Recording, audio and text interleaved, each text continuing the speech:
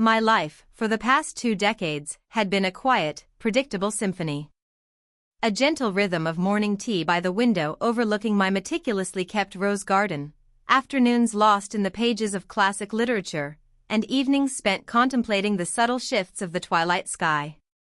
I was Alara Vance, a retired English teacher, a widow, a woman whose existence seemed as placid as the surface of a forgotten pond. People often mistook my quiet demeanor for fragility, my love for solitude for an inability to cope with the modern world. They were wrong.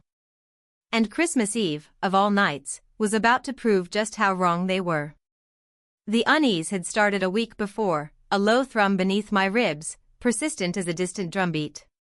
It wasn't anything I could pinpoint, no ominous phone calls, no cryptic messages. Just a cold dread, a mother's instinct, thin as ice but sharp enough to pierce the festive cheer of the season. Sarah, my daughter, had sounded perfectly fine on our last call, bubbling with plans for the Sterling family's grand Christmas celebration. Mark, her husband, always so charming, so successful, had even sent me a polite text wishing me well. Yet, the cold dread persisted, tightening its grip with each passing day. I told myself it was just the loneliness of the holidays, the natural anxiety of an aging parent. But by late afternoon on Christmas Eve, as the first snowflakes began to dance outside my window, a decision solidified within me, urgent and undeniable. I needed to see her. Not for a planned visit, but now. Breaking my own steadfast tradition of a quiet Christmas at home, I grabbed my car keys, a small emergency bag, and drove. The drive was a blur of twinkling lights and festive carols from the radio, a stark contrast to the churning storm in my gut. Every lamppost adorned with garlands, every house glowing with cheer, felt like a mockery of my growing anxiety. Sarah's suburban neighborhood, usually so perfectly manicured, looked like a scene from a holiday card, immaculate lawns, glittering icicles, the scent of pine and cinnamon hanging heavy in the crisp air. And then I saw her house. It was a beacon of warmth and celebration. Every window blazed with light, revealing glimpses of a perfectly decorated interior. Laughter, clear and boisterous, drifted out into the frosty night, punctuated by the clinking of glasses. Carols played softly from within, a comforting, familiar sound. But then, I saw her. Huddled on the cold stone steps of the front porch, half hidden behind a planter overflowing with dormant evergreens, was my Sarah. My vibrant, beautiful daughter. She was wearing a thick sweater, but it did little to ward off the chill or the tremors that shook her slender frame. Her face was buried in her knees, her shoulders heaving with silent sobs that tore at my heart. And then, as she slowly lifted her head, catching sight of my car pulling up, I saw it. A deep, purpling bruise blooming high on her left cheekbone, a grotesque flower against her pale skin. The world tilted. The laughter from inside, the twinkling lights, the gentle snowfall, all faded into a meaningless background hum. My quiet symphony shattered. The cold dread I'd felt earlier transmuted into something far more potent, far more dangerous, a searing, righteous fury that ignited every dormant corner of my soul.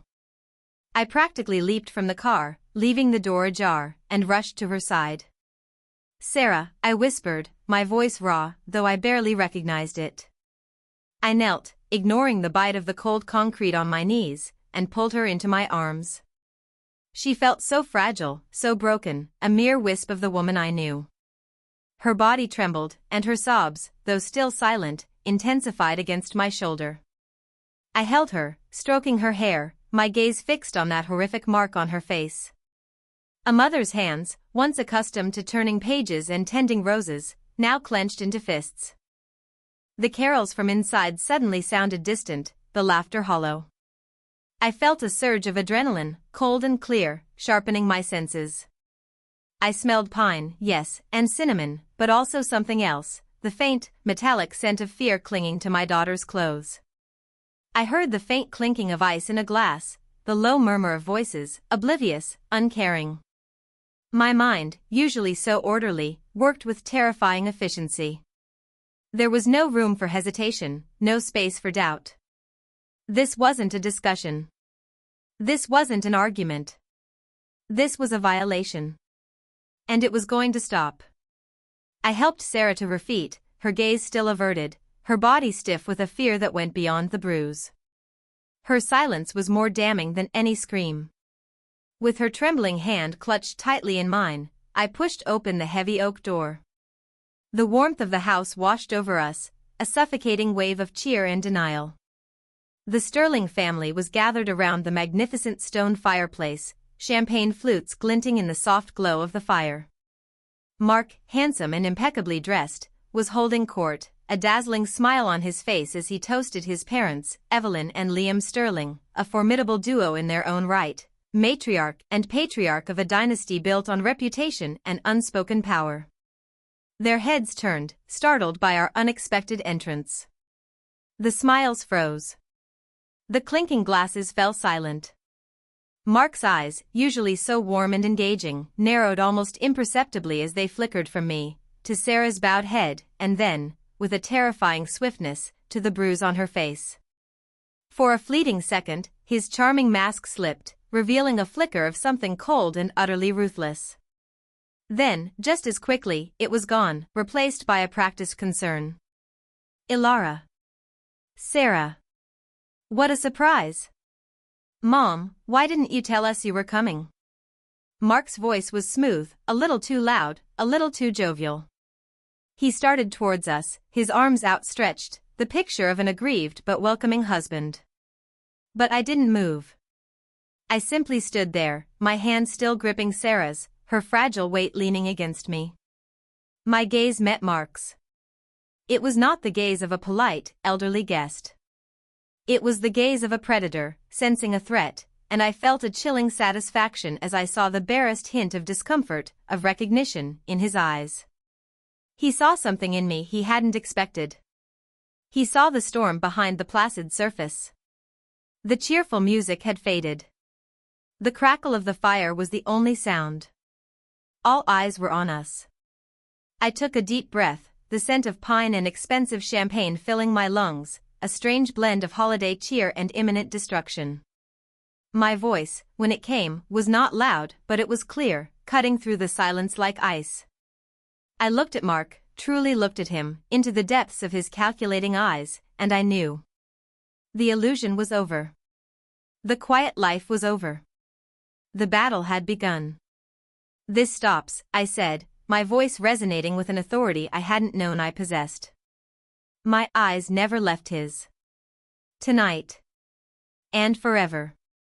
The 6 words hung in the air, thick and heavy, silencing the room more effectively than any shouted command. Mark's outstretched hands, once poised for a theatrical embrace, slowly fell to his sides. His face, usually so adept at masking emotion, was a blank slate for a fraction of a second, then tightened with barely suppressed fury. Evelyn Sterling, poised and elegant by the fireplace, had gasped, her hand flying to her chest. Liam, her husband, looked at me with an expression that combined cold disdain with a flicker of calculation. The children, Owen and Lily, had appeared from another room, drawn by the sudden quiet, their young faces registering confusion, then fear, as they saw their mother's bruised cheek and my unyielding stance. Ilara, what on earth are you talking about? Mark finally managed, his voice strained, though he tried to infuse it with wounded innocence. Sarah, darling, what has your mother put in your head? But Sarah, clutching my hand as if it were her only lifeline, remained silent, her head still bowed. Her silence was a palpable thing, a heavy cloak woven from fear and shame. She's saying what needs to be said, Mark, I replied, my voice unwavering. Pack your children's things, Sarah. We're leaving. Chaos erupted. Evelyn shrieked, leave? On Christmas Eve? You'll do no such thing, Ilara Vance. Liam stepped forward, his lawyer's face etched with practiced outrage. This is preposterous. You can't just abduct my grandchildren. But I wasn't listening. My focus was on Sarah, whose eyes, wide and terrified, finally met mine. I saw the struggle within her, the ingrained fear battling against a desperate, nascent hope. Sarah, I urged gently, for them. For Owen and Lily. We have to go. It was a small, almost imperceptible nod, but it was enough. With a strength I hadn't known she possessed, Sarah pulled her hand from mine, strode to the children, and took their hands. Owen, Lily. Go upstairs. Get your backpacks. Put in some clothes, your toothbrushes.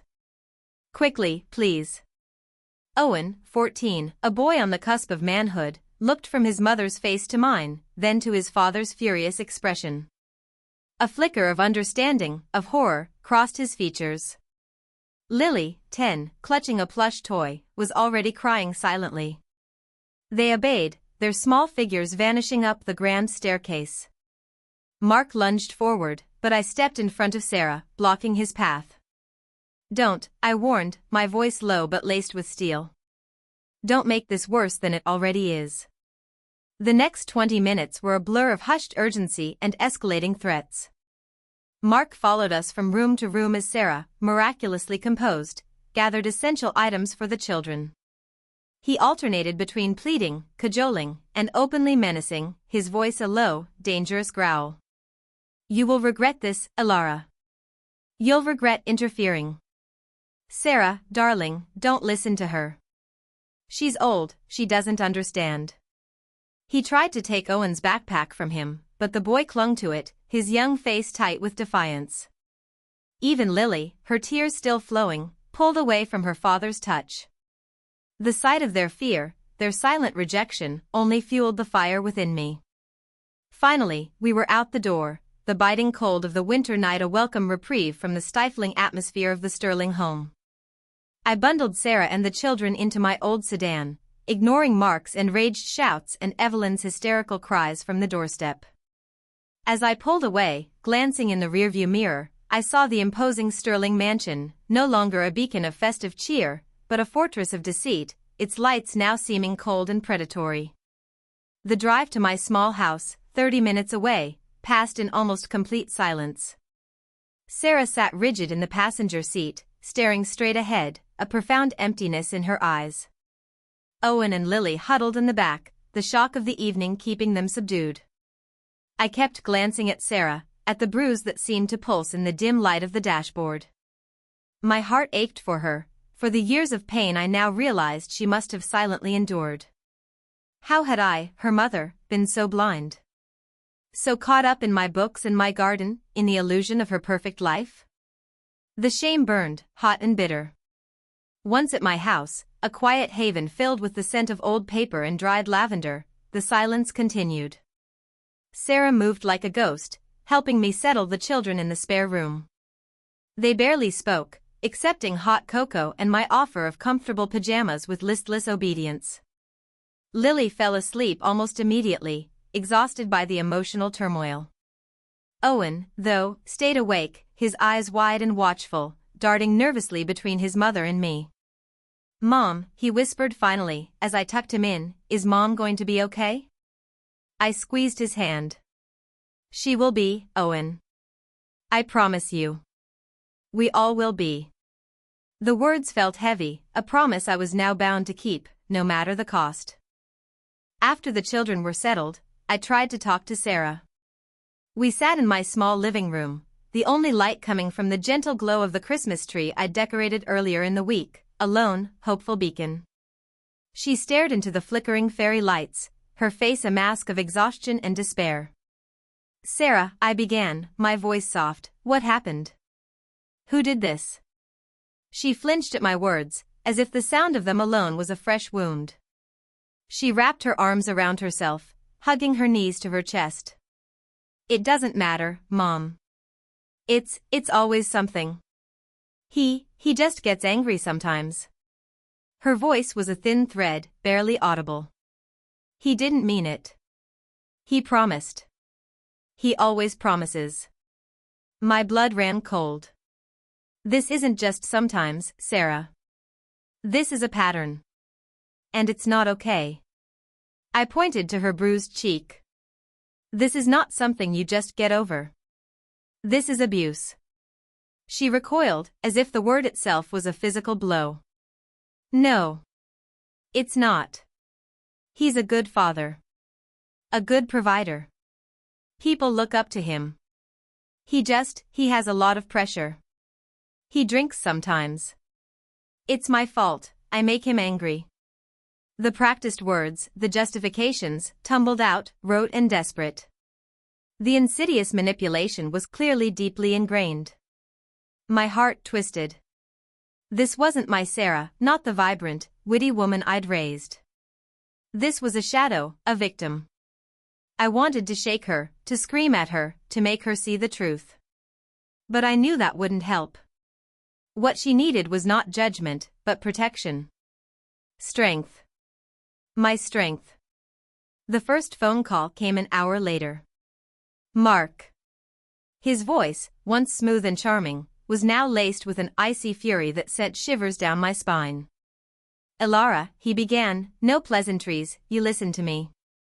You have exactly 1 hour to bring my wife and children back home. They belong here, with their father. You are interfering in my family, and you are breaking the law. This is kidnapping. They are safe, Mark, I replied, my voice steadier than I felt. And they will stay safe. This isn't kidnapping. This is sanctuary. His laughter was a sharp, unpleasant sound. Sanctuary? You think your little shack can protect them from me? You have no idea who you're dealing with, old woman. I have lawyers. I have influence. I have connections. You will regret this. I will make sure you regret this for the rest of your miserable life. And Sarah? She'll lose everything. Including her children. The threat was clear, precise, and delivered with chilling conviction. He hung up before I could respond, leaving the silence of my living room feeling suddenly vast and menacing. My hands trembled slightly as I put the phone down, but a strange calm settled over me. Fear, yes, was a cold companion. But it was overshadowed by something else, a fierce, protective fire that had lain dormant for decades. For too long, I had been Elara Vance, the quiet widow, the retired teacher, content with her garden and her books.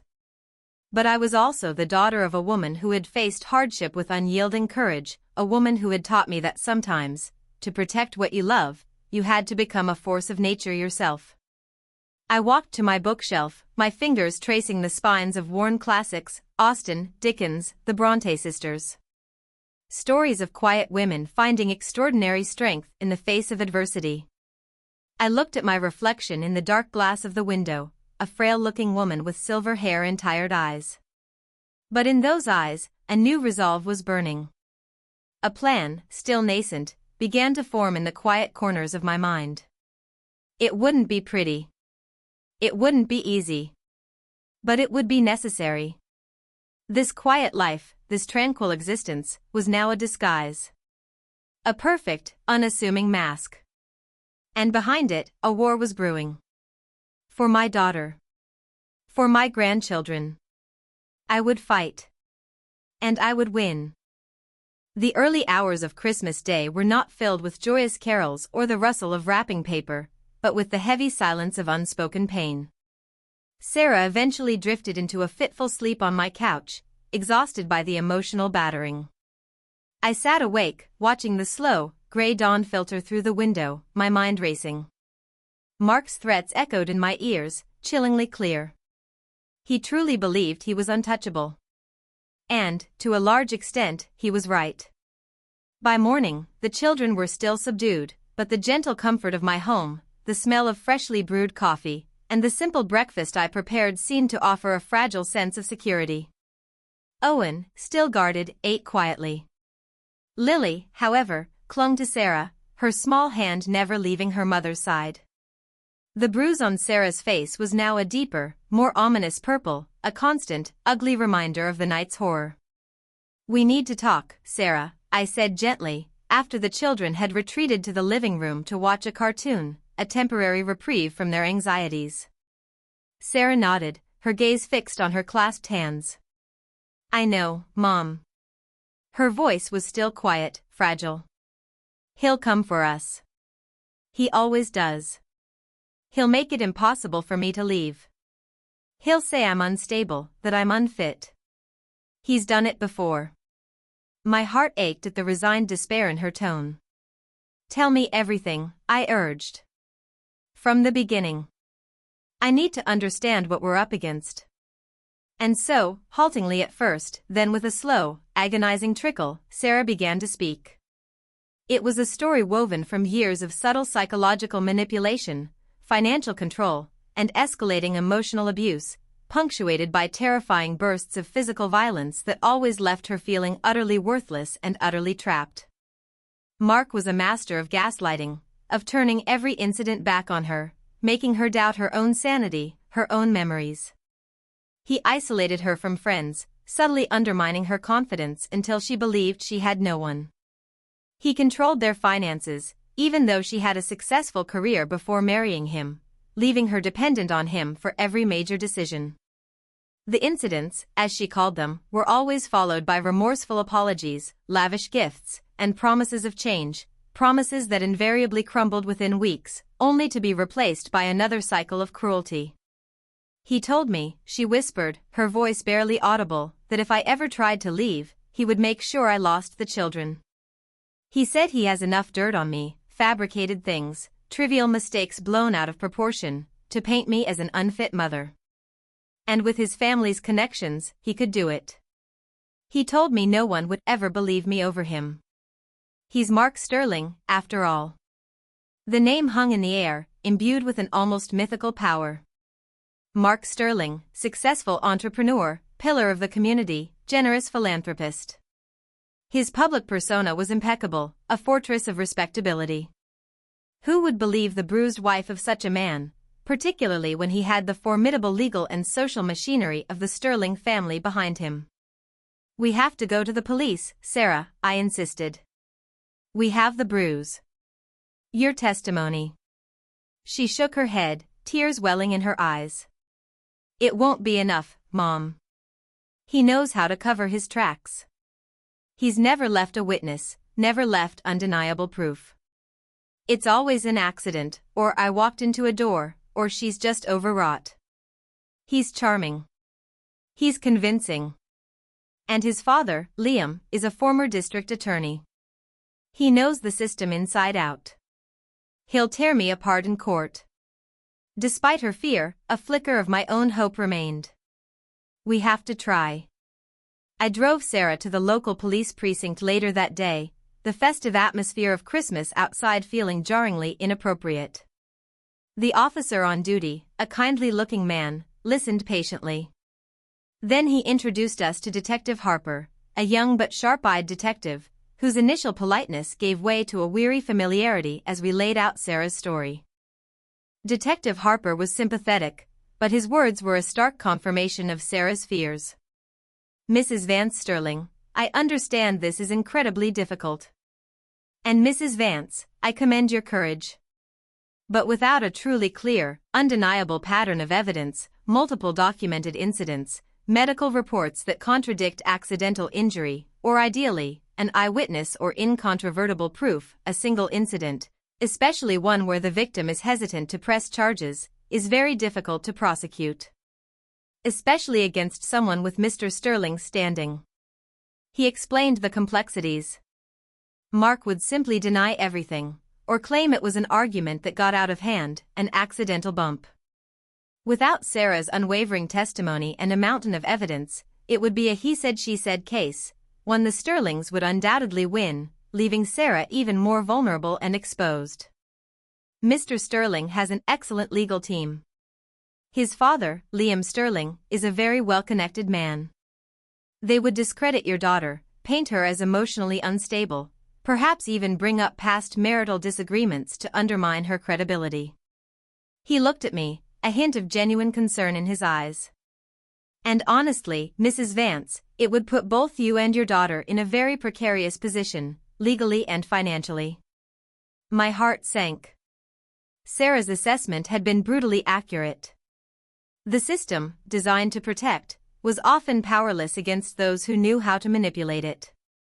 As if on cue, my phone rang the moment we stepped out of the precinct. It was Evelyn Sterling. Her voice, usually perfectly modulated, was now brittle with barely contained fury. Elara, she snapped, this has gone far enough. You've humiliated our family. You've turned my grandchildren against their father. If you do not return Sarah and the children home by tomorrow morning, my son will press full charges of kidnapping. And Liam? Liam will ensure you lose everything. Your house, your pension, your reputation. You will become a pariah. Do you understand me? Her words were precise, surgical, aimed directly at my vulnerabilities. The quiet life I treasured, the financial security I'd carefully built, all of it was suddenly under threat. I gripped the phone, my knuckles white. Evelyn, your son is an abuser. Sarah and the children are not going anywhere. You naive old fool, Evelyn hissed, her composure finally cracking. You think you can fight us? You have no idea the power you're up against. You will regret this. Believe me. You will. She hung up, leaving me standing on the cold pavement, the weight of her threat pressing down on me. I looked at Sarah, whose face was now etched with a deeper despair. See, Mom? I told you. They're too powerful. We should just go back. Maybe it'll be different this time. For the children's sake. The defeat in her voice was a knife in my gut. But even as fear tried to creep in, something else hardened inside me. A resolve. They believed they were untouchable. They believed my quiet life meant I was weak. They believed they could break me, just as they had broken Sarah. They were about to learn how very wrong they were. The system might not be able to help us, but I was not limited by the system.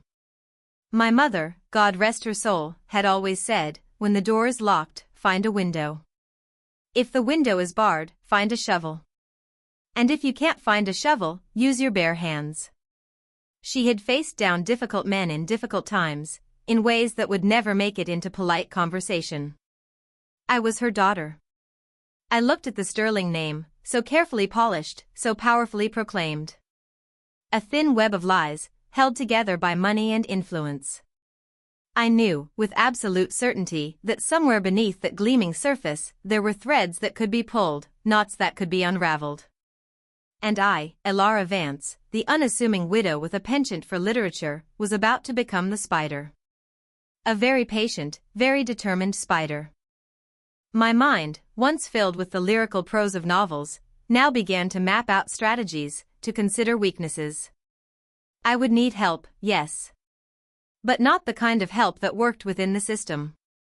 I would need someone who understood the shadows. Someone who knew how to dig. And a name, long dormant in the archives of my memory, flickered to life.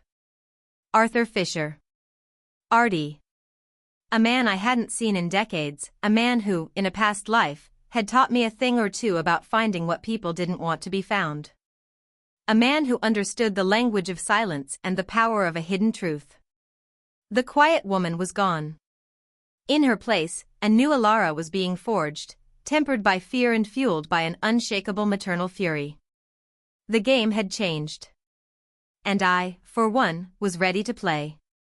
The days that followed Christmas were a strange blend of quiet domesticity and simmering tension. My small house, usually a haven of solitude, was now filled with the hesitant movements of Sarah and the children.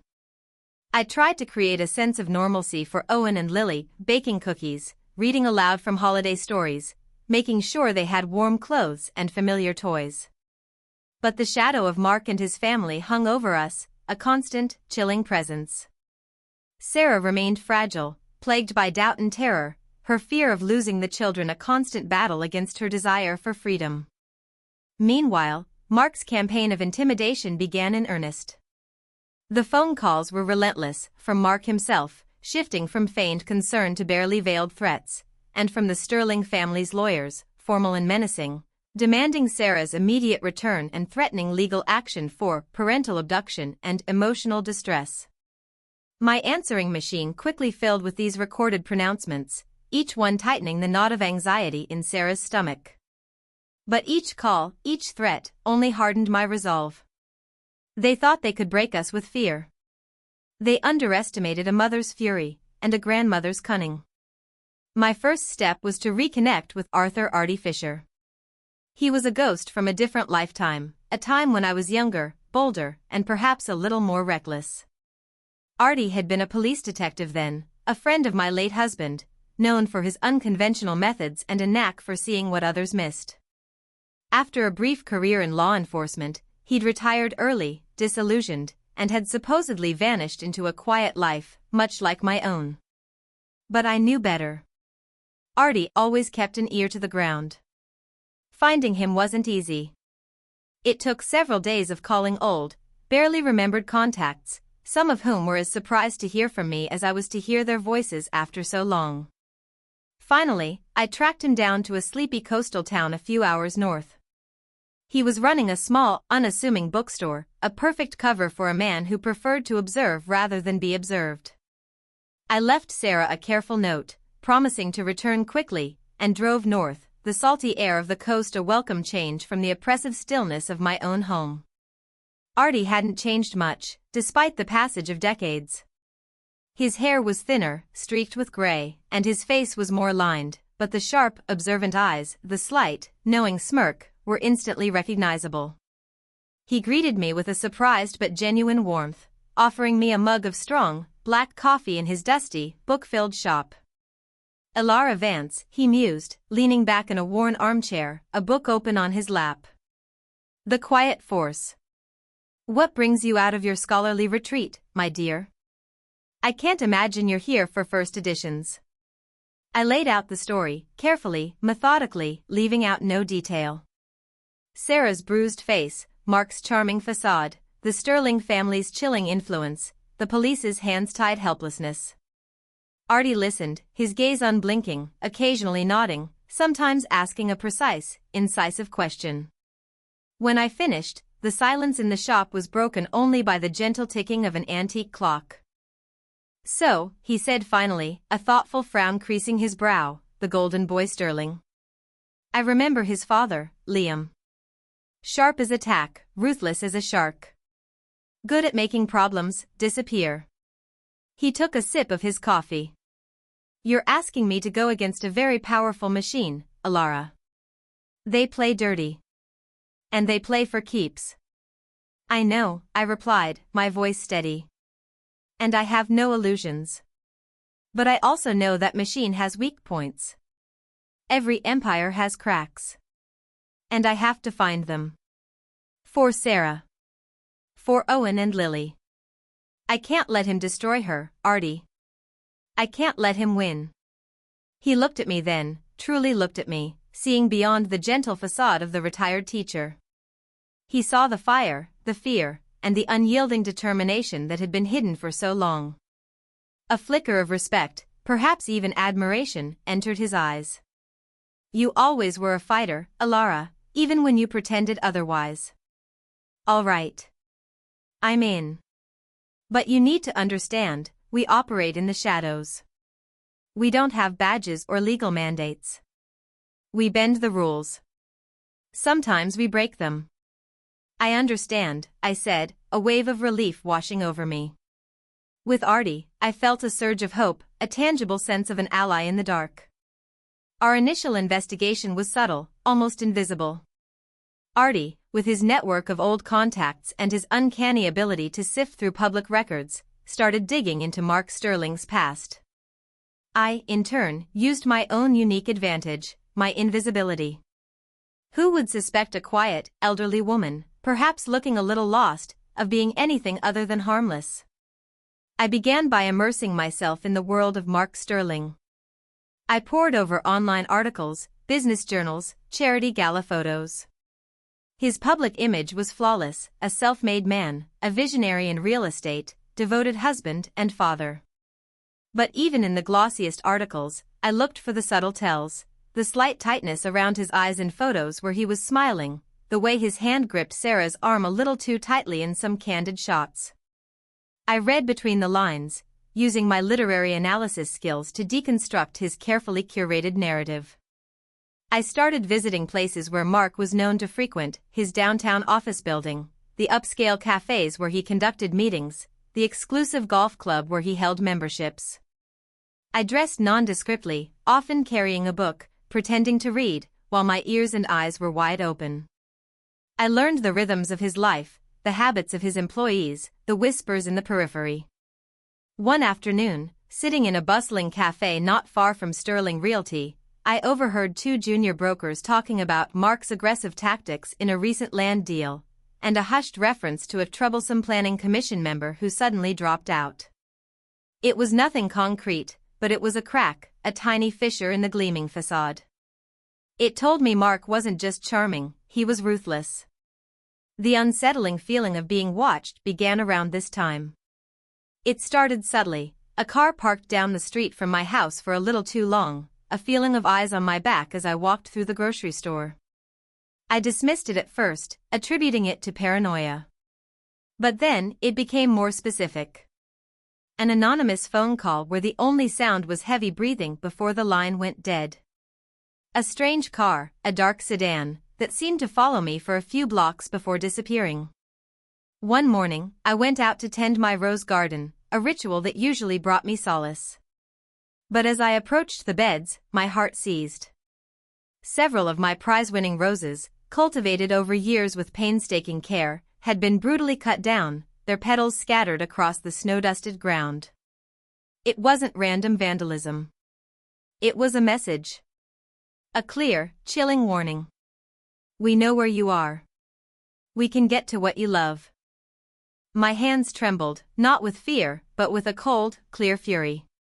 They thought they could scare me back into my quiet life, back into my place. They thought they could break me by attacking my garden, my sanctuary. They thought they understood what I valued. They had no idea. The roses were important, yes. But Sarah, Owen, and Lily were my very blood. My roots. And just like the tenacious roses, I would not be destroyed. I would simply go dormant for a while, gathering strength beneath the harsh winter ground, only to bloom again, sharper and more resilient than ever. I took a picture of my ravaged garden, a silent promise to myself. This was no longer just about justice for Sarah. This was a personal war. And I had just received their declaration. Mark Sterling and his powerful family had poked a sleeping bear, believing it to be a harmless old lady. They were about to discover the difference. My search for shadows had just become a hunt. And I had a very old, very effective hunter by my side. The destruction of my rose garden solidified something crucial within me. The lingering thread of doubt, the temptation to retreat, to somehow make peace with the Sterlings for the sake of a quiet life, it snapped. They had crossed a line. My sanctuary had been violated, a clear message sent. But it wasn't fear they instilled, it was an even deeper resolve. They wanted a fight? They would get one.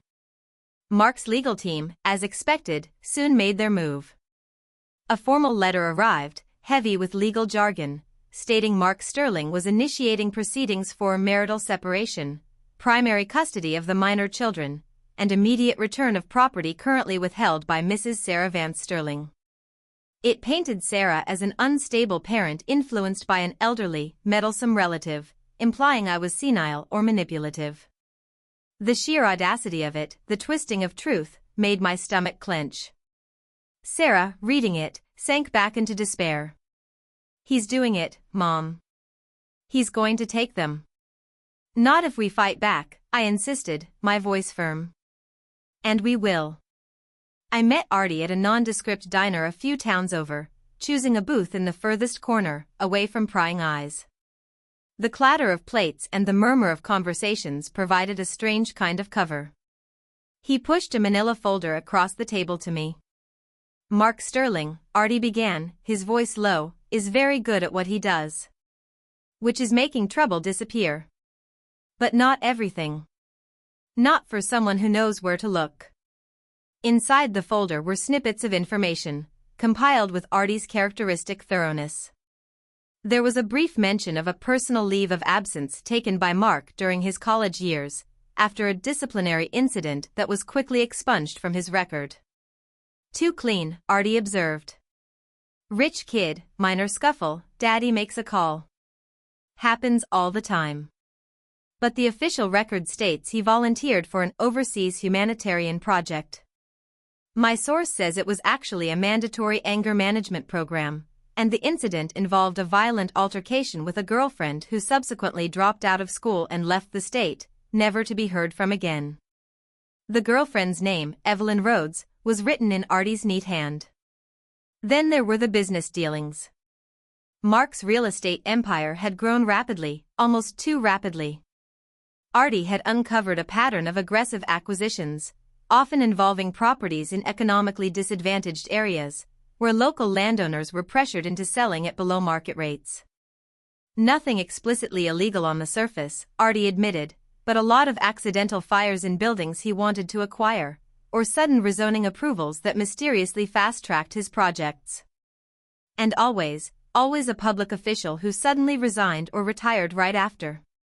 He leaves no fingerprints, I mused, my mind whirring, connecting the dots. Just unfortunate coincidences. Exactly, Artie said, a grim smile on his face.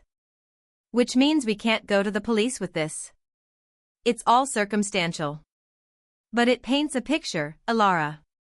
A picture of a man who uses intimidation and coercion to get what he wants. A man who controls narratives. Sound familiar? It did. It sounded exactly like the man who had systematically dismantled my daughter's self-worth. My own investigation continued. I used my seemingly harmless demeanor to my advantage.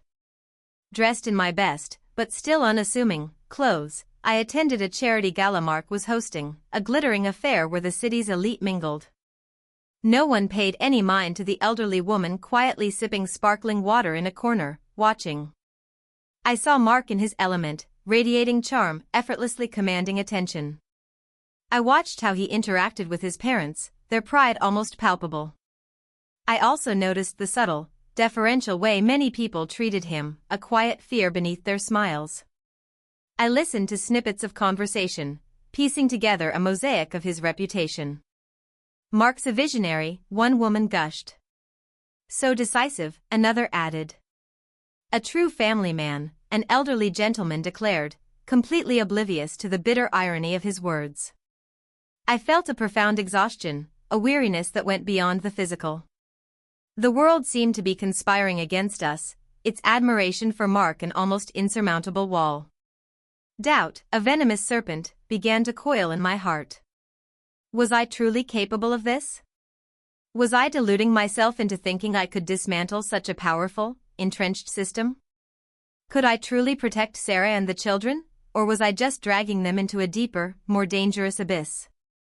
That night, as I watched Sarah sleep, a single tear escaped, tracing a path down my cheek. I was old. I was tired.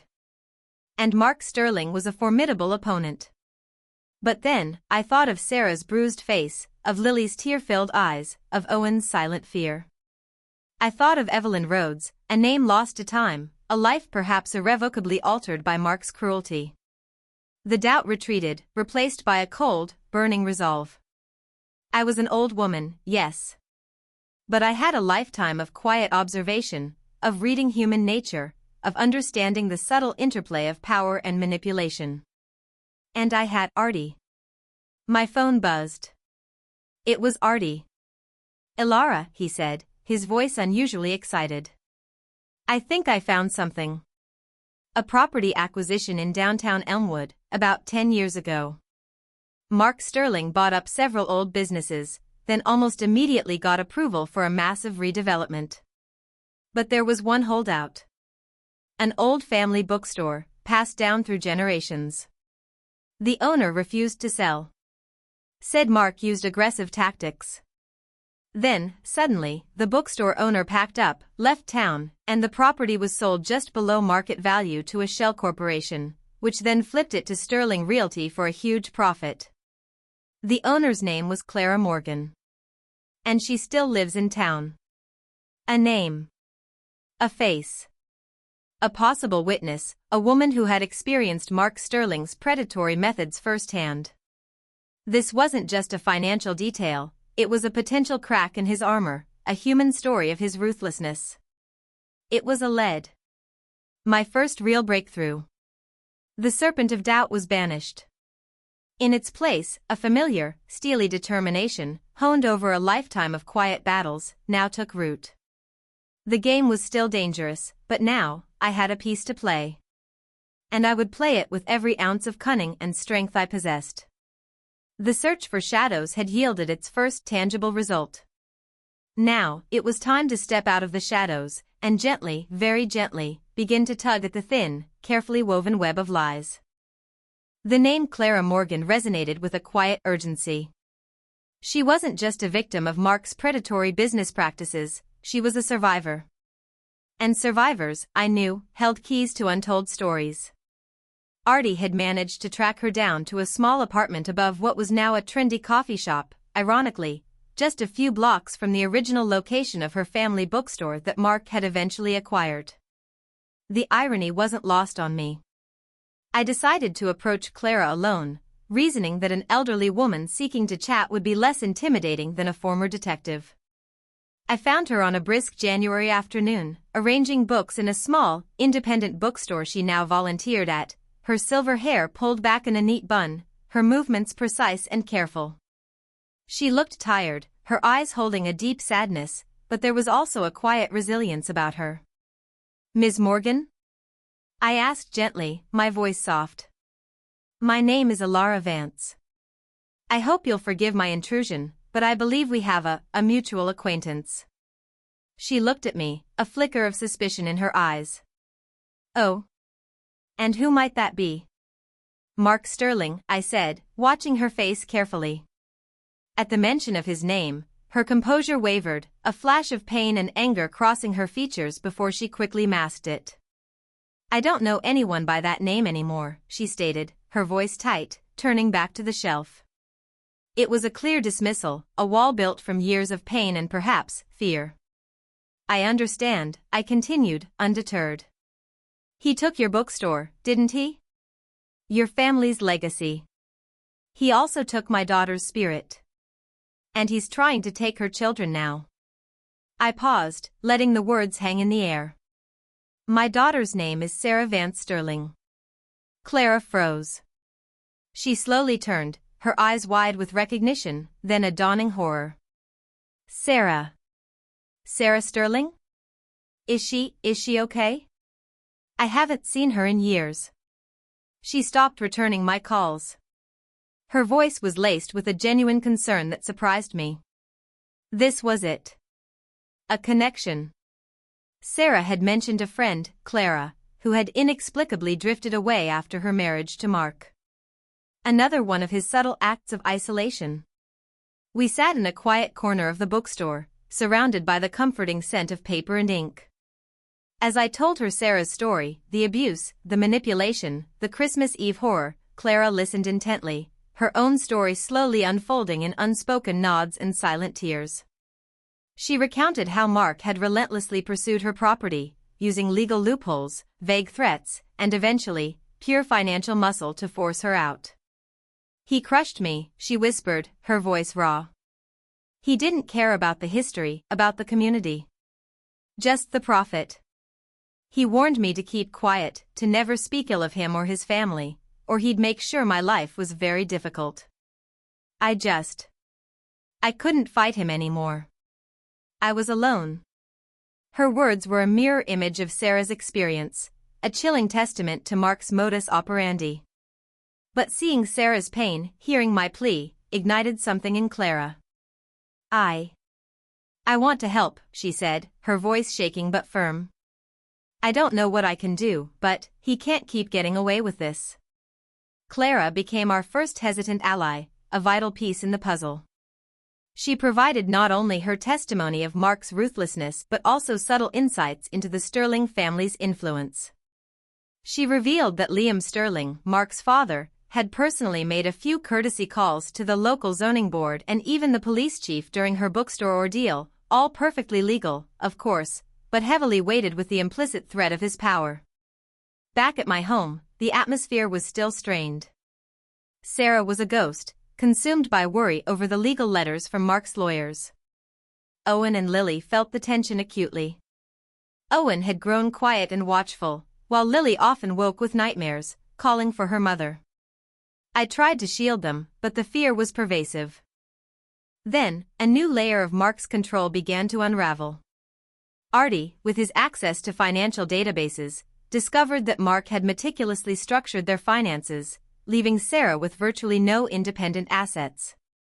Every joint account was heavily weighted in his favor, every investment tied to his name. Sarah had been granted a generous allowance, but only with his approval, effectively making her a gilded prisoner. Even her previously substantial inheritance from her own father had been, over time, pooled into joint accounts under Mark's management, making it incredibly difficult to access without his consent. He drained her, I fumed to Artie over the phone, my voice tight with anger. He systematically stripped her of her financial independence, just as he stripped her of her self-worth. Classic abuser playbook, Ilara, Artie responded grimly. Makes them completely reliant. Impossible to leave without facing destitution. And then he uses the kids as leverage. The discovery brought a new wave of despair to Sarah. I have nothing, Mom. Nothing of my own. How will I ever support the children? He'll make sure I get nothing in a divorce. He controls everything. My anger, however, turned into cold resolve. He may control the money, Sarah, but he doesn't control the truth. And truth, eventually, has its own currency. I spent hours on my computer, delving into public records of Mark's business dealings, cross-referencing Artie's findings. I found more of those unfortunate coincidences, properties bought cheaply, suddenly gaining immense value after inexplicable rezoning or permits, all under the Sterling name. It was a pattern, clear and undeniable, if you knew how to look. It wasn't just about Clara Morgan, it was about dozens of smaller Clara Morgans, whose stories had been swallowed by Mark's ambition. But the most chilling discovery came from an old, local newspaper archive Artie dug up. A small, almost forgotten article from a decade ago, detailing a tragic fire at an old apartment building in a rundown part of town. The building, slated for redevelopment by a then up-and-coming Mark Sterling, had been occupied by several low-income families who were refusing to relocate. The fire had been ruled accidental, origin unknown. No one had been seriously hurt, but the families had been left homeless, effectively forcing them to sell their leases to Mark for pennies on the dollar. The timing was too perfect, the outcome too convenient. It was a ghost, lurking in the margins of Mark's spotless record, a dark stain on his carefully constructed image. This wasn't just about financial ruthlessness. This was about potential, unspoken criminality. The more I uncovered, the more the magnitude of our task became clear. We weren't just fighting an abusive husband, we were fighting a man who had built an empire on manipulation, coercion, and potentially, far darker acts. He was protected by layers of influence, money, and fear. But I was Ilara Vance. I had faced down literary critics, rowdy students, and the quiet despair of widowhood. I had nurtured delicate roses and kept watch over ancient stories. And now, I would unravel the secrets of the past, awaken the ghosts of the present, and expose the man who had brought a bruise to my daughter's face and tears to my grandchildren's eyes. The quiet observer was now a seeker of truth, ready to dig as deep as necessary, no matter how dark the shadows, no matter how chilling the secrets. We had our first ally, our first leads. The hunt was truly on. The fragile peace in my home was shattered by the escalating threats from the Sterlings. The anonymous phone calls became more frequent, always silent, always unsettling. The dark sedan I'd occasionally spotted near my house now seemed to make regular passes, a cold, watchful presence. The message was clear, they knew where we were, and they were watching. Then came the physical escalation. One morning, Sarah came downstairs, her face pale. "Mom," she whispered, "my car. The tires are slashed." We rushed outside to find all 4 tires of her car, still parked in my driveway, methodically deflated, ripped open with brutal precision. It wasn't just a flat tire, it was an act of deliberate malice, a blatant warning. My sanctuary was no longer untouched. My quiet street, usually safe and sleepy, felt violated. "He wants to cut off our escape," Sarah said, her voice trembling. "To make us feel trapped. He does this. Makes you feel like there's nowhere to go." My anger flared, cold and sharp. This was psychological warfare, designed to erode our resolve, to push Sarah back into his manipulative embrace. But it only strengthened my own. They were resorting to petty vandalism because they couldn't get to us directly. It meant we were getting under their skin. Even more heartbreaking was the effect on Owen and Lily. The initial shock had given way to a deep, unsettling sadness. Lily missed her father, the fun Mark, the one who bought her lavish gifts and took her on exciting trips. She started asking, "When are we going home, Grandma?" "Daddy said he misses me. He said we're going to Disneyland after Christmas." Her innocent questions were like tiny knives in my heart, each one a testament to Mark's manipulative charm. Owen, on the other hand, was withdrawn, his brow often furrowed in thought. He'd overheard the hushed conversations, seen his mother's bruised face, witnessed the slashing of the tires. He was old enough to understand that something profoundly wrong was happening, but young enough to be terrified by it. He missed his friends, his school, the comfortable routine of his life, however deceptive it might have been. Mark, ever the master manipulator, used video calls to plant seeds of doubt, promising extravagant things, appealing to their longing for normalcy. "It's just a misunderstanding, kids. Your mommy and grandma are upset. But we're a family. We belong together." He made himself the victim, the benevolent father simply wanting his children back. It was infuriating. "We need proof, Mom," Sarah said one evening, a rare spark of determination in her eyes. "Something undeniable. Something that can't be twisted." The conversation with Clara, and my continued efforts, had begun to chip away at her fear, replacing it with a slow, simmering anger. My investigation with Artie was yielding more fragmented, yet disturbing, pieces. Artie had used his contacts to dig deeper into Mark's financial history. He'd found a series of shell corporations, complex offshore accounts, and a convoluted web of transactions that screamed money laundering or tax evasion. Nothing direct linked to the abuse, but it painted a picture of a man who operated far outside the lines of conventional legality. "This is big, Yalara," Artie warned me over a scrambled phone line. "Much bigger than just a few shady real estate deals. If we can link Mark to something definitively illegal, the feds might get involved. That's a whole different ballgame from a domestic dispute. But it's incredibly complex. And dangerous. He'll fight dirty to protect his money. And his freedom." I knew the risks. But the image of Sarah's bruised face, and the terrified eyes of my grandchildren, spurred me on. The cost of inaction was far greater than any personal danger. One chilly afternoon, a heavy parcel arrived at my doorstep, left anonymously. Inside, nestled amongst crumpled newspaper, was a dead rose, identical to the ones I'd nurtured in my garden, its petals crushed and brittle. Tucked beside it was a printed photo, a grainy, long-lens shot of Owen and Lily walking home from school, taken from a distance, their faces clear. No note, no message, just the implied threat, "We can get to your grandchildren." My breath caught in my throat. This was no longer just about me, or even Sarah. This was about Owen and Lily. My grandchildren. They were using them as leverage. The cold rage that had become my constant companion flared into an inferno. I immediately called Artie, my voice tight with a fury I rarely allowed myself. They sent a message. A dead rose. And a photo of Owen and Lily walking home from school. Artie was silent for a moment. "That's a new level, Ilara. We need to be extremely careful. Do you have security? Cameras?" "No," I admitted, my quiet life never having necessitated such things. "But I will. Tonight." That evening, as I nervously installed the basic security cameras Artie rushed over to me, I made a decision. Mark Sterling, with his impeccable public persona, his vast wealth, and his powerful family, believed he was invincible. He believed he could operate in the shadows, destroying lives, while maintaining his gleaming facade. But I knew a thing or two about shadows. And I knew how to find the light switch.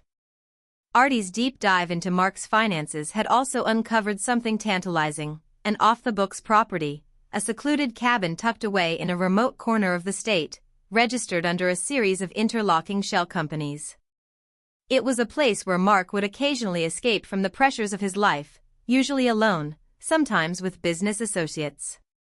It was a secret bolt hole, unknown even to Evelyn and Liam. Why so secret? I asked Artie. Could be anything, he mused. Tax evasion. A place to store undeclared assets.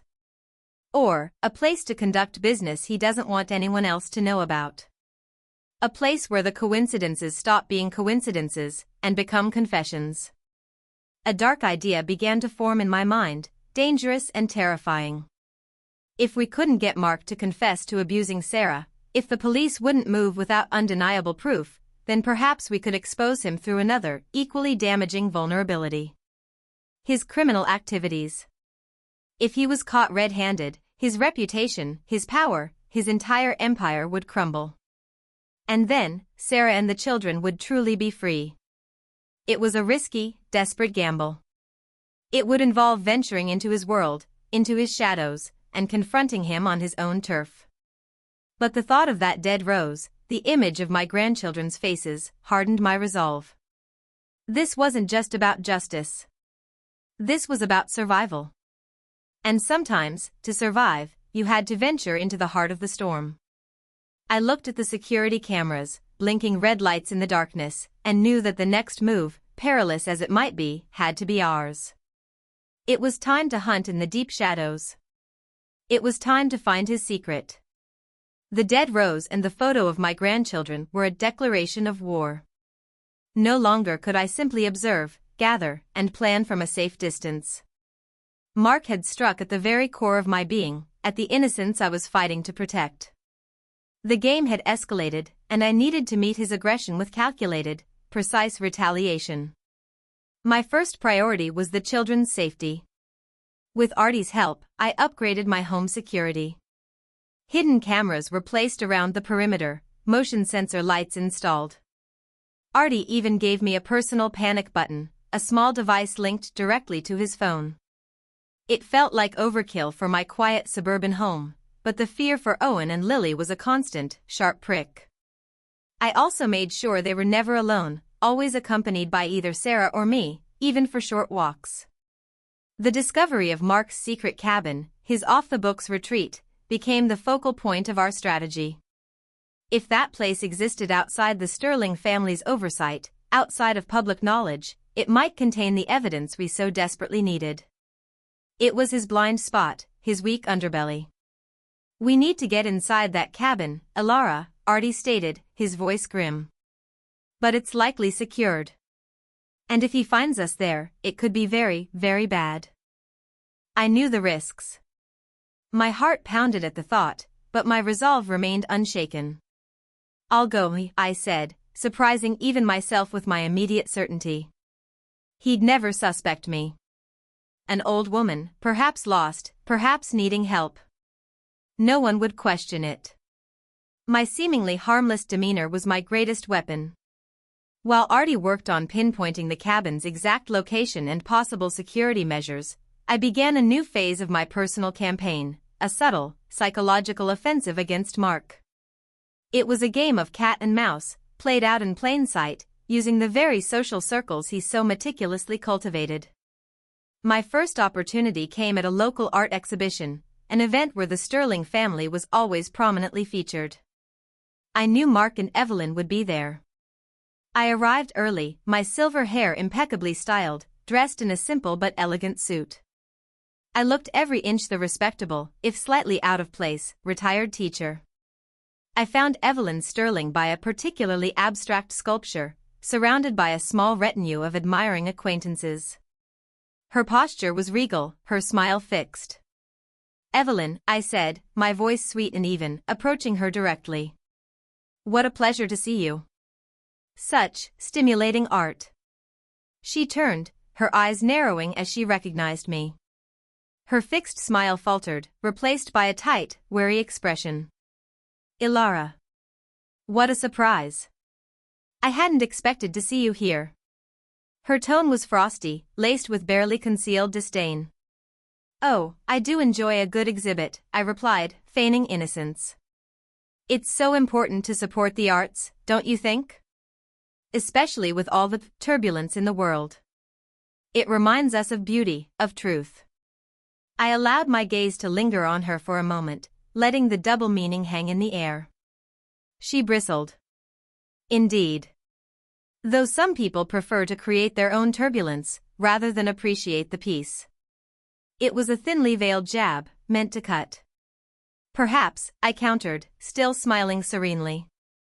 Or perhaps they are simply exposing the turbulence that was already there, hidden beneath a very pretty facade. I shifted my gaze slightly, as if admiring the sculpture, but my words were for her alone. It's fascinating, isn't it, how easily things can be broken? A reputation, a family, a life. But sometimes, when things are broken, the truth underneath becomes visible. And that can be a very powerful thing. Her eyes blazed. Her public smile was now a grimace. You continue to meddle, Ilara. You continue to poison my son's family. You will regret this. Her voice was a low, dangerous whisper, meant only for me. And you, Evelyn, I replied, my smile unwavering, though my heart beat a little faster, will regret underestimating a quiet old woman. Sometimes, the most unexpected storms come from the calmest waters. I excused myself gracefully, leaving her seething, her circle of admirers looking on with barely concealed curiosity. It was a small victory, a subtle jab, but I had made her uncomfortable. I had shown her that I was not afraid. Meanwhile, Artie's progress was slow but steady. He used satellite imagery and old hunting maps to finally pinpoint the cabin's location, deep in a dense forest, accessible by a long, unpaved road. He also discovered that Mark visited it irregularly, typically once every 2 or 3 months, usually for a solitary weekend. Our window of opportunity would be narrow. The pressure mounted on Sarah. Mark's lawyers served official papers demanding she return the children for supervised visitation with their father, threatening immediate legal action if she refused. Sarah was on the brink of breaking. Mom, I can't put them through a custody battle. He'll drag us through the mud. It will destroy them. He wants you to believe that, darling, I said, holding her close. He wants you to surrender. But we have to fight. And we have an advantage he doesn't know about. I showed her the map, the pinpointed location of the cabin. This is where we find his weakness. This is where we break him. Seeing my unwavering determination, and the tangible lead we now had, a flicker of Sarah's old spirit re-emerged. What do you need me to do? She asked, her voice still quiet, but now imbued with a fragile strength. I looked at her, truly seeing my daughter again. The fear was still there, but beneath it, a steel was beginning to form, tempered by adversity. I need you to be strong, Sarah. For the children. I need you to trust me. And I need you to be ready to tell your story, the whole truth, when the time comes. Our plan began to coalesce, daring and dangerous. We would time my visit to the cabin with one of Mark's expected solitary trips. I would discover something there, something that would be undeniable proof of his illegal activities. And then, we would use it. It was a high-stakes gamble, a foray into the lion's den. But the lion had already attacked my cub, and threatened my pack. And this old lioness, though outwardly frail, was ready to bare her teeth. The game of cat and mouse was about to reach its terrifying climax. The days leading up to Mark's next scheduled visit to the secluded cabin were a crucible of nerves and meticulous planning. Artie, with his vast network and experience, worked tirelessly. He installed a GPS tracker on Mark's car, a discreet device that would alert us when he left for the cabin. He also acquired a set of professional lockpicking tools and a small, high-definition camera designed for covert recording. The moral lines were blurring, but the stakes were too high for conventional ethics. I had to become the wolf, even if it meant shedding the sheep's clothing. During this tense period, an unexpected turn came from Detective Harper. He called me, requesting a meeting. I met him at a quiet park bench, miles from my home, away from any potential surveillance. He looked weary, his usually sharp eyes clouded with frustration. "Mrs. Vance," he began, his voice low, "I need to tell you something, off the record. The Sterlings are putting immense pressure on my department. Demanding action against you for parental abduction, threatening to go to the DA, threatening my superiors. They've even implied certain irregularities in my own recent cases." He sighed, running a hand through his hair. "It's all baseless, of course, but it's enough to make my life hell. They're very good at creating problems for anyone who stands in their way." My heart sank. Their influence was even more pervasive than I'd thought.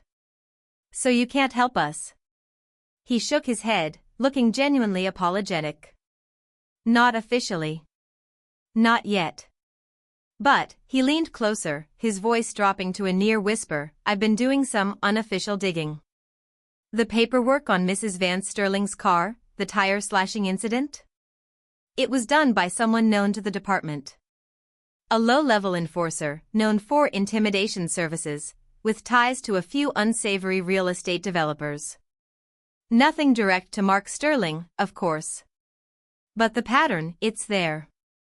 And that old fire in Elmwood, the one from 10 years ago? The accidental ruling always felt a little off to me." He looked at me, a flicker of respect, perhaps even admiration, in his gaze. "You've got a real fight on your hands, Mrs. Vance. And you're doing something truly courageous. I can't help you directly without solid, undeniable evidence against Mark Sterling. Something concrete.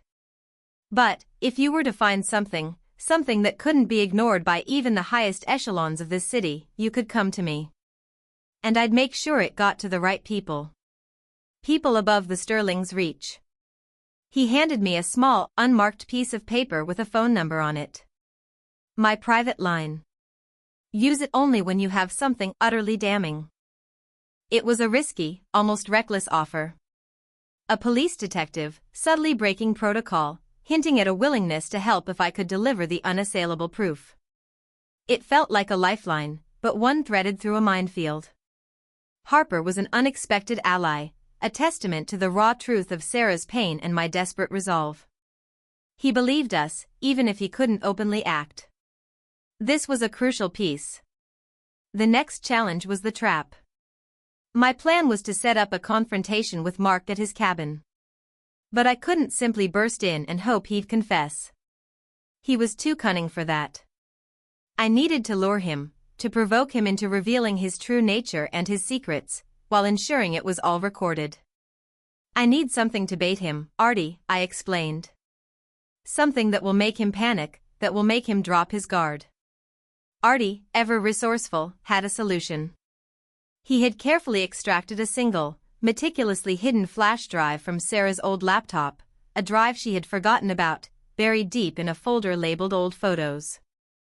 It contained not photos, but a series of cryptic financial documents she had once stumbled upon years ago, thinking them unimportant, and a handful of veiled emails between Mark and an unknown associate discussing property adjustments and cash disbursements. On their own, they were inconclusive. But if placed in the right hands, they could hint at the money laundering and illicit deals Artie had been tracking. "These aren't enough to convict him," Artie clarified, holding up the flash drive. "But they're enough to scare him. To make him think his hidden empire is about to be exposed. Enough to make him desperate." My plan began to solidify, horrifying in its simplicity and danger. I would go to the cabin, armed with Artie's lockpicking skills and the hidden camera. I would find whatever secrets the cabin held. Then, I would leave behind a carefully selected breadcrumb, a copy of that flash drive, perhaps, or a subtle message, indicating that his secret financial dealings were known. I would make it seem like I had accessed his sensitive information. And then, I would call him. I would tell him I had found something. Something that compromised him. Something that proved his true nature, not just as an abuser, but as a criminal. I would tell him I was going to expose it all. I would demand a meeting, setting the stage for his panicked reaction. I would push him to the edge, force him to drop his charming facade, and expose the monster beneath. And then, I would record it. Every word. Every threat. Every confession. The thought sent a shiver down my spine. It was a perilous dance, a direct confrontation with a man who was violent, manipulative, and desperate. But there was no other way. Sarah's healing, the children's future, depended on this one audacious gamble. I looked at Sarah, her face still bearing the faint bruise, but her eyes now held a flicker of newfound courage. She had read Clara Morgan's full statement, listened to Artie's grim assessment of Mark's financial crimes. The knowledge had replaced her fear with a quiet, burning indignation. "I'm ready, Mom," she said, her voice stronger than I'd heard it in months. "Whatever you need. I'll stand with you. We'll finally end this." Her words were a balm to my weary soul, a confirmation that I wasn't alone in this terrifying quest. The old, quiet life was a distant memory. I was no longer a Lara Vance, the retired teacher. I was a strategist, a hunter, a protector. And the trap was set. The cat was about to reveal its claws, and the mouse, though small, was ready to fight. The call from Artie came on a Tuesday morning, crisp and precise. "He's on the move, Ilara. Left his office an hour ago. GPS indicates he's heading north, towards the cabin. You have approximately 3 hours before he arrives." My heart hammered against my ribs, a frantic drum. This was it. The culmination of weeks of fear, planning, and hidden battles. I looked at Sarah, who gripped my hand, her face pale but determined. "Be careful, Mom," she whispered. "Please." "I will," I promised, pressing her hand reassuringly. I slipped Artie's covert camera into my purse, a tiny device that felt impossibly heavy. The small, worn leather bag also contained the lock-picking tools, the bait flash drive, and Harper's private number, scribbled on a piece of paper, my last resort. The drive was tense, the winter landscape blurring past my car window. I reviewed the plan in my head, every step, every contingency. Artie had given me detailed instructions on the cabin's layout, its likely security vulnerabilities. He would monitor my GPS and wait for my signal, ready to call Harper if anything went wrong. The unpaved road leading to the cabin was winding and desolate, shaded by towering pines. The seclusion was unsettling, a perfect backdrop for illicit activities. The cabin itself was a rustic structure, seemingly benign, but its isolation felt sinister. My old sedan, inconspicuous as it was, stood out in this wilderness. I parked it deep in the woods, out of sight from the main approach. I approached the cabin, my senses heightened. The air was still, cold, carrying the scent of pine needles and damp earth. No sound but the crunch of snow under my boots, the frantic beat of my own heart. Artie's instructions proved invaluable. The cabin had an alarm system, but an older model, with a specific blind spot he'd identified. With trembling but surprisingly steady hands, I managed to disable a small exterior sensor, creating a temporary opening. Then, using the lock-picking tools Artie had provided, I worked on the back door. It took several agonizing minutes, my breath fogging in the cold air, but then, with a soft click, the lock gave way. I slipped inside, pulling the door shut behind me, plunging the cabin into a heavy, dusty gloom. The air was stale, cold. I pulled out my small flashlight and Artie's camera, switching it to recording mode, its tiny red light blinking almost imperceptibly. The interior was sparsely furnished, utilitarian. A worn couch, a crude wooden table, a small fireplace. But it was the back room that Artie had flagged. It was locked, secured with a heavy deadbolt. This was where Mark kept his secrets. Another agonizing session with the lockpick. My fingers were stiff with cold and nerves, but the years of gardening had given them a surprising dexterity. Finally, with another soft click, the door swung open. The air in the back room was even colder, heavy with the scent of old paper and something metallic, almost chemical. My flashlight beam cut through the darkness, revealing shelves lined with stacks of ledgers, old computers, and several locked metal filing cabinets. This was it. His clandestine office. His nerve center. I worked quickly, methodically. The filing cabinets were secured with cheap locks, easily picked. Inside, I found what Artie had suspected: meticulous records of offshore accounts, shell companies, laundered money, and detailed plans for land acquisitions that involved coercion and veiled threats. But it was in one of the old computers, powered up with a surge protector I found, that I discovered the true horror. Encrypted files, cleverly hidden, containing incriminating voice recordings and detailed, almost obsessive, records of his psychological and financial manipulations of Sarah, even diagrams of how to handle her emotional outbursts. There were also files on Evelyn Rhodes, the vanished girlfriend, and detailed notes on how the Elmwood fire incident had been managed. Mark hadn't just gotten away with it, he had documented his escape, meticulously, almost proudly. He was a narcissist, incapable of believing he could truly be caught. I downloaded a selection of these files onto the Bait flash drive, enough to be utterly damning. My heart was pounding, a visceral mixture of terror and triumphant disgust. The man was a monster, far worse than I had imagined. I heard the distinct crunch of tires on the gravel road outside. He was here. Panic flared, sharp and cold.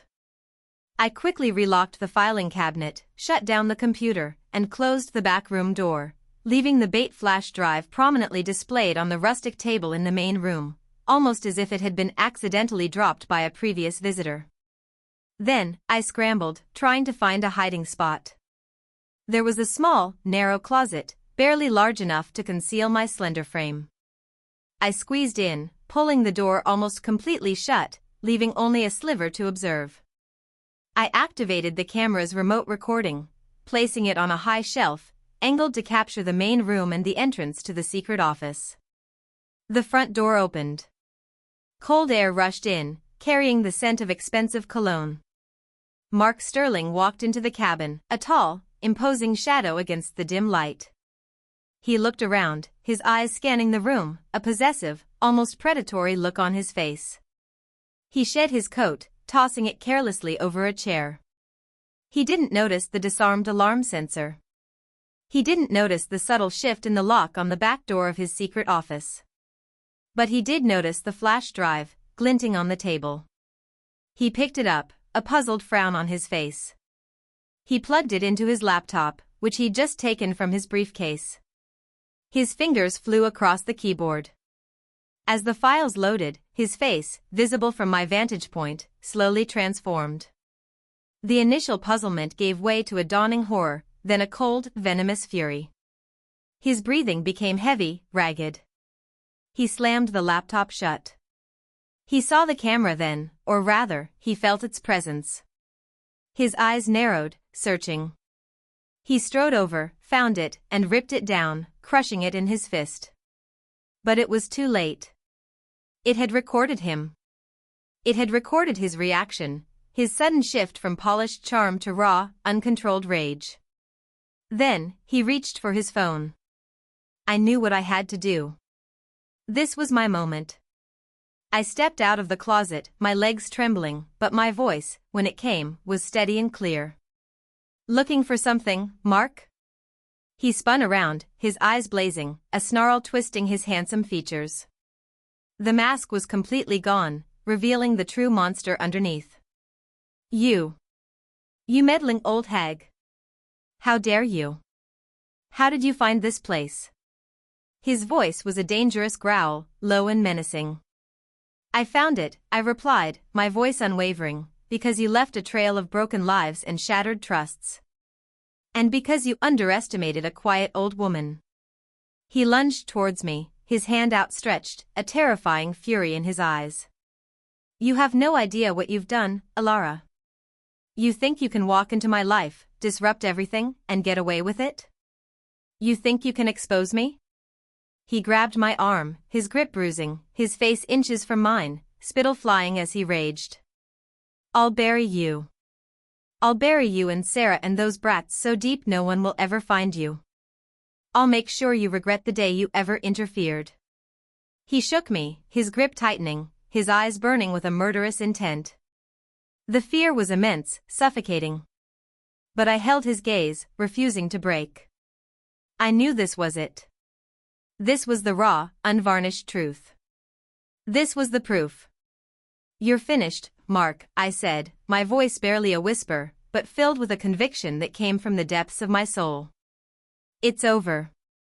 Just then, the distant wail of sirens pierced the silence of the forest, growing rapidly louder. Artie. He had seen enough on my GPS, or perhaps heard the initial confrontation. He had called Detective Harper. Mark froze, his head snapping towards the sound, his face contorting into a mask of disbelief and pure, unadulterated panic. He released me, stumbling backward, his carefully constructed world collapsing around him. The sirens grew deafening. Headlights cut through the trees. The front door burst open, and Detective Harper, along with 2 uniformed officers, stormed in, guns drawn. Mark Sterling, the impeccable businessman, the pillar of the community, stood in the center of his secret, illicit lair, his face pale and contorted with rage and terror, surrounded by the undeniable evidence of his dark empire. The trap had closed. And the beast, finally exposed, was caught. The cabin became a scene of controlled chaos. Uniformed officers meticulously secured the area, while Detective Harper, his face grim but relieved, took charge. Mark Sterling, sputtering with indignation and threats, was cuffed and led away, his protests echoing through the silent woods. He tried to maintain his composure, his air of wronged innocence, but the mask had shattered, revealing only raw, desperate fury. "You'll regret this, Vance," he shrieked at me as they escorted him out. "This isn't over. My lawyers will tear you apart." I met his gaze, my own eyes holding a calm, cold certainty. "It is over, Mark. For you." Harper found my crushed camera, and though the device itself was destroyed, the tiny memory card was intact. He also found the bait flash drive, still in Mark's laptop. As other officers began cataloging the stacks of ledgers, the offshore account details, and the old computer files in the hidden back room, the sheer scale of Mark's illicit operations became terrifyingly clear. Money laundering, fraudulent real estate schemes, even hints of blackmail against minor public officials, a veritable empire built on deceit. Artie arrived shortly after, his face creased with concern as he took in the scene. He clapped me on the shoulder, his grip firm. "You did good, Ilara. Very good. Reckless, but good." I called Sarah, my voice thick with emotion, telling her Mark had been arrested. A wave of relief, so profound it bordered on pain, washed over her. She wept, long, cleansing sobs, finally letting go of the years of terror. "It's over, Mom," she repeated, almost to herself. "It's really over." The aftermath was a whirlwind. News of Mark Sterling's arrest exploded across the local media, sending shockwaves through the community. The impeccable image of the successful businessman crumbled under the weight of mounting evidence. The Sterling family, caught completely off guard, initially tried to use their influence, but the evidence gathered at the cabin was too overwhelming, too meticulously documented. With the FBI now involved, thanks to Detective Harper's swift and decisive action, the local political pressures quickly dissipated. The courtroom drama that followed was brutal, a public spectacle that laid bare the dark underbelly of a seemingly perfect life. Sarah, initially terrified, found an astonishing reserve of strength. She had seen the evidence, heard the recordings of Mark's rage, read his chillingly detailed notes on how to manipulate her. The truth had finally set her free from his psychological grip. She took the stand, her voice clear and unwavering, despite the obvious fear in her eyes. She recounted years of emotional abuse, financial control, and physical violence, her testimony painting a vivid, horrifying picture of Mark Sterling's true character. Liam Sterling, Mark's father, sat stone-faced in the gallery, his once powerful legal mind unable to find a single crack in Sarah's honest account. Evelyn Sterling wept theatrically, but her crocodile tears did little to sway the jury. My testimony followed, detailing my discovery of Sarah's bruise, my confrontation with Mark, and my subsequent investigation that led me to the cabin. The defense tried to paint me as a meddling, vindictive old woman, manipulating my daughter, but my calm demeanor and the irrefutable evidence from the cabin undercut their attempts. Clara Morgan, my first ally, also testified, bravely detailing Mark's ruthless tactics in acquiring her bookstore, her testimony bolstering the pattern of his predatory behavior. Even Evelyn Rhodes, the vanished college girlfriend, now living under a different name, was located by the FBI and, after much convincing, provided a powerful, albeit tearful, statement corroborating Mark's violent tendencies in his youth. The trial lasted weeks, each day a grueling battle. Mark, surprisingly, decided to take the stand, clinging to his narcissism, trying to charm the jury, to paint himself as a victim of a vengeful wife and her unhinged mother. But his carefully constructed facade finally cracked under cross-examination. Pressed on the incriminating documents, confronted with Sarah's raw testimony, he finally exploded, echoing the same violent threats he'd made to me in the cabin, confirming his true nature for all to see. The jury visibly recoiled. The verdict, when it came, was swift and unanimous. Mark Sterling was found guilty on multiple counts of financial fraud, money laundering, and assault. The judge, clearly appalled by the depth of his deception and cruelty, handed down a severe sentence. As the judge delivered the sentence, I looked at Sarah. Her face was streaked with tears, but they were tears of release, not despair. She caught my eye and offered a small, weary smile. It was over. The monster was caged. The legal victory brought a profound sense of justice, but it wasn't a happy ending in the traditional sense. The scars on Sarah's psyche would take years to heal. Owen and Lily, though relieved their father was gone, grappled with the complex emotions of seeing their once heroic dad revealed as a villain. It was a messy, painful reality, but it was their reality, and they faced it together, no longer hidden beneath a blanket of lies. After the trial, Detective Harper approached me. "Mrs. Vance," he said, extending his hand, "thank you. You risked everything. You showed immense courage. You opened my eyes to a darkness I almost missed." He paused. "And I think you taught me a thing or two about what true justice sometimes requires." I simply nodded, accepting his gratitude. My quiet life had been irrevocably altered. I was no longer just the retired teacher. I was a fighter, a protector, a woman who had dared to challenge an empire and emerged victorious, albeit bruised. The fight had taken its toll, but it had also forged something new within me, a profound understanding of my own strength. The consequences of Mark's actions would ripple for years, but now, finally, the tide had turned. And we, the quiet, the underestimated, were finally free to rebuild. Months turned into a year. The winter snows had melted, giving way to a hesitant spring, and now, the full bloom of summer. My rose garden, once savagely defiled, had been painstakingly restored. The new growth was stronger, more resilient, a living testament to healing and perseverance. So too was my family. The immediate aftermath of the trial was fraught with difficulty. Sarah had to navigate the emotional labyrinth of divorce, unraveling Mark's financial web, and slowly, painstakingly, rebuilding her life.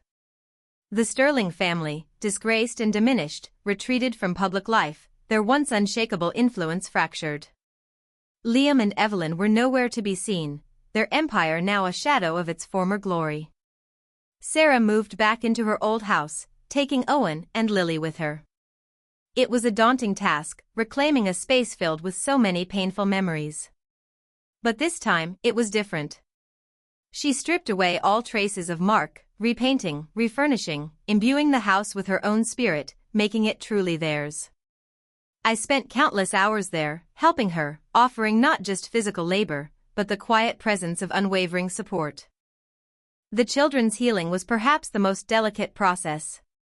Owen, now 15, was still guarded, but he slowly began to shed his fear, replacing it with a quiet maturity. He started seeing a therapist, processing the trauma, and finding his own voice. He even started spending more time with Artie, learning chess and discussing complex strategies, finding a new, healthy male role model. Lily, 11, was more openly expressive, her initial nightmares giving way to bursts of joyful laughter.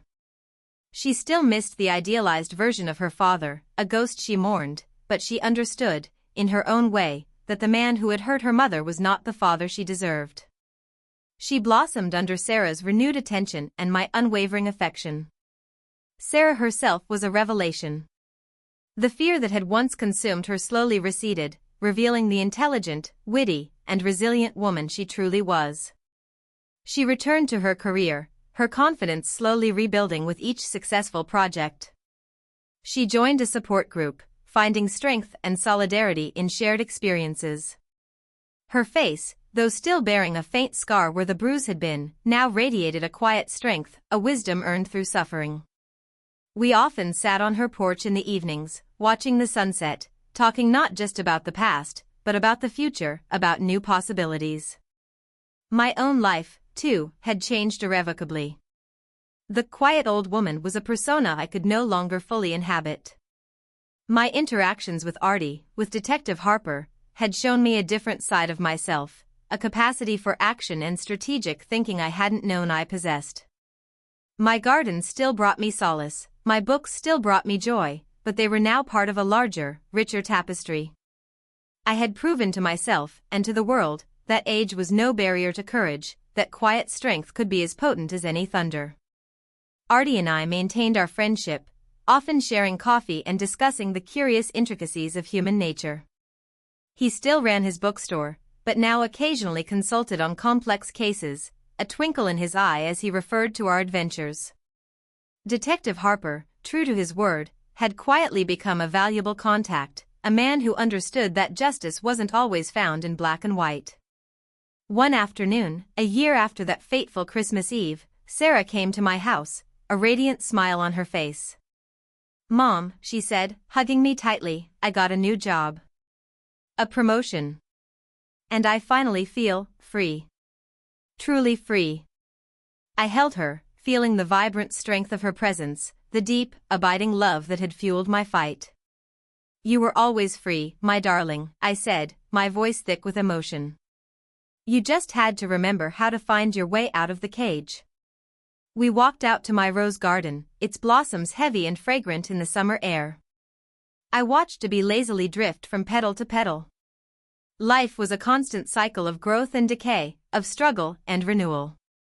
The scars remained, a reminder of the battles fought, but they were also a testament to survival, to resilience. I looked at my reflection in the dew-kissed leaves of a rose, a woman with silver hair and wise, tired eyes. But in those eyes, there was no longer just the serenity of a quiet life. There was also the fire of a warrior, the wisdom of a survivor, and the profound contentment of a mother who had protected her own. I had learned that my quiet life was never truly quiet, it was simply a deeper, more profound kind of strength, a wellspring of resilience waiting to be tapped. I had found my voice, not in shouting, but in strategic action, in unyielding protection. The story wasn't over. It never truly is. Life continues, with its joys and its challenges. But the core conflict had been resolved. Mark Sterling was in prison, his empire dismantled, his power broken. And my family, though changed, was stronger, more authentic, forged in the fires of adversity. We had faced the storm, and we had weathered it. And in doing so, we had found a new horizon, one filled with hope and the quiet, enduring power of truth.